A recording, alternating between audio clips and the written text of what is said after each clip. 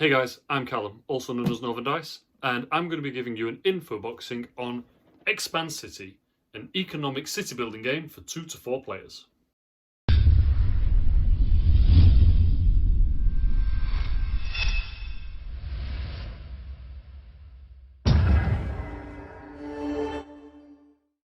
So this is Expancity. We're going to stop the game as it is right now. It's really close to the beginning, about 7, maybe 8 rounds in. Great place to stop because it's right in the heat of play. You've got several areas on the board. This is player 1's area. It could be anywhere on the table, but this game does take up a lot of space, so I've set it up on a very small scale. You could have the city expanding any number of tiles in any direction. They have got their supply pool, they've got 2 completed contract cards, and they have also got their player reference card. Player 2 has got 2 contract cards that they still need to complete. They've got their completed contract cards, and they've also got their supply cubes ready to build with. On the board, we've got tiles that may have been laid by anybody and built on by anybody, but of course the red cubes were built by the red player and the green cubes by the green player. The object of the game in Expancity is to build buildings in specific places based on what's around them. These buildings that have got pictures on have got modifiers which change the value of the buildings you're building. The green ones are residential, the blue ones are industrial corporate buildings. Whenever you build, you have to build only one more than your previous building, your highest building, my apologies. So in the example on the board here, we've got green players built a residential block of 1, put a roof on it, that building is finished.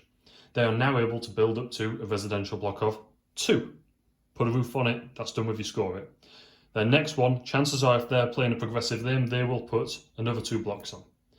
Every turn, you can only put 1 block on one building. You can take 3 actions. Always play a tile from your hand. Then, in these 3 actions, you can add to your supply pool once, twice, 3 times. You can build on separate buildings, once only for each, up to 3 times as well. That's a combination, so only 3 actions. Sorry if I've explained that terribly. Whenever you finish a building, you take these contract cards and they give you specific things to do. They give you points as well, based on how difficult they are to do. If it's a really tricky one, you're going to cash in big time. If it's a really easy one, it may already be on the board. And quite a lot of these contracts don't actually need to be in your control. Some of them will say, have an industrial building next to the police station on the board somewhere. Not yours. It's only when it says controlled by you. The shared elements of the game, all the contract cards that, as I've said, are collected by players when completing buildings, and the roofs. As for the scoring, as you can see, there's 1 block on each of these and it goes up to 50. When a player reaches 50, they add another block onto that to represent that you've gone up to 50. A really, really nice way of keeping track of scores. Scores happen immediately as soon as you stick a roof on a building, modifiers affect buildings in certain ways, and of course contract cards are cashed in on your turn at any point. These objective cards are towards the end and they give 12 points to the player who achieves them. If they're shared, then it's cut in the middle and shared. These are end game things. They're only small amounts of points compared to some of these contracts, but quite often are what win the game. So just have a look at the city that's been built. You always start with the city hall, which has no value to anybody, but it's just a starting point. After that, you build orthogonally, which in English means up, left, down, or right connecting tiles. The first tile that laid was by the green player. They built a green tower on it and stuck a roof on it. It added to that. Then the red player went there. These are modifying buildings. They are not owned by anyone, but they change the value of some of these buildings when they're being completed. So any that have got roofs on can't be affected by new cards. But taking a look at this one here is quite interesting because it's not finished. And at the minute, it is surrounded by a hospital, a school, and a church. And the hospital gives +2, the school gives +2, and the church gives +1. And that's not to the end score, that's per block. So the block in itself already counts as 1, 2, 3, 4, 5, 6. If the green player then builds that up to 3, their building will be worth 18 points. It's the long game, but being in the right position at the right time can be really helpful, and surrounding yourself with helpful buildings can also be really helpful. Things to consider is that it affects everyone. The other thing is that you don't have to finish a building. You can only ever have 3 unfinished buildings going at any one time, but you don't have to finish them. If you are in a really poor position, like this one would have been if it had been finished before these were laid. This would have been worth minus points, because that's 1, 0.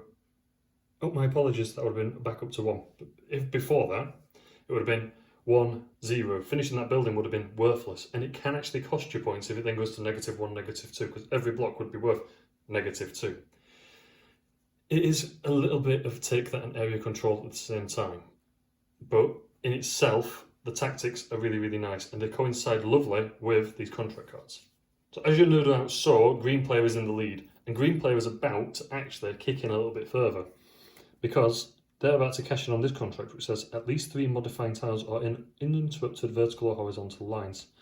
Well, they're hoping to then start cashing in this way or this way.